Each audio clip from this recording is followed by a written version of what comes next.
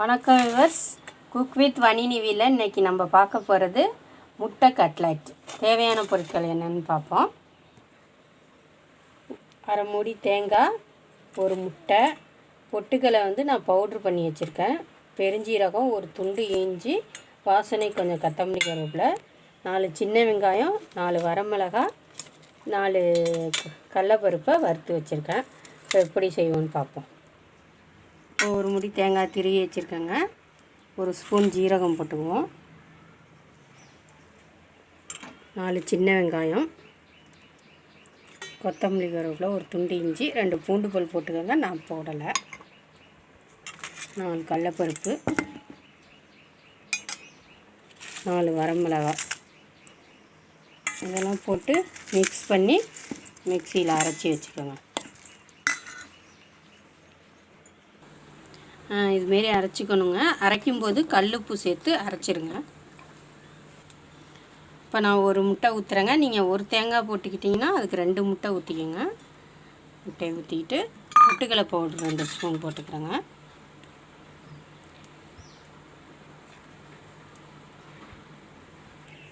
இதுமாரி பெசரி எடுத்துக்கணுங்க.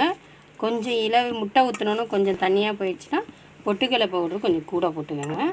இப்போ எண்ணெய் காஞ்சிருச்சு, கடாயில் எண்ணெய் காஞ்சிட்டு இப்போ வடையாக தட்டி தட்டி போட வேண்டியது.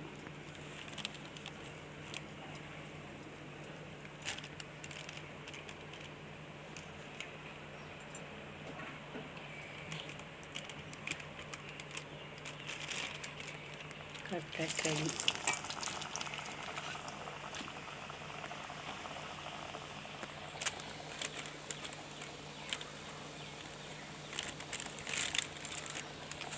ஒன்று ஒன்றா போட வேண்டியதான்.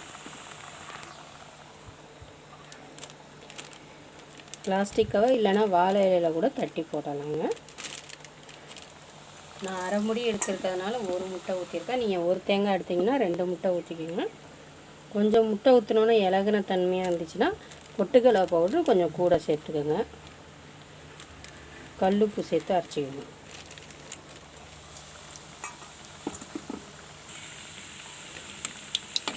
வந்துருச்சுங்க. திருப்பி போட வேண்டியதான். மெதுவாக திருப்பி போடுங்க, இல்லைன்னா உடஞ்சிடும்.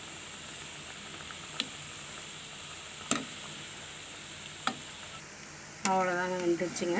கட்லெட் ரெடி ஆயிடுச்சுங்க. சர்வ் பண்ண வேண்டியதான்.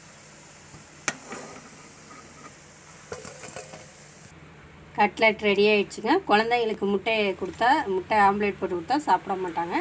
இதுமாரி கட்லெட் செஞ்சு கொடுங்க. இப்போ குழந்தைங்கலேருந்து பெரியவங்க வரைக்கும் விரும்பி சாப்பிடுவாங்க.